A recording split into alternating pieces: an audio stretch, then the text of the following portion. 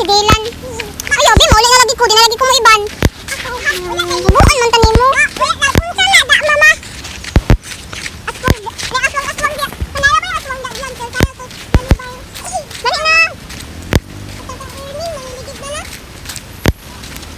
Dali na, kay mag-exercise. Na si Dylan, magbahog og baboy. Na si Kuya.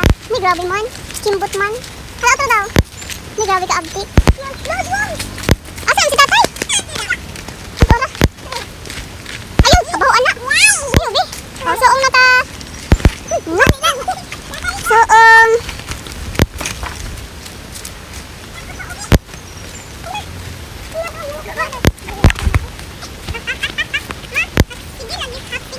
Isa man. Yan, katsing. Oh, sakit pa. Kalayo man di ay. Sudlunon man di ay din. Uy. Kalayo man di ay ang bahugan ng baboy. Impas.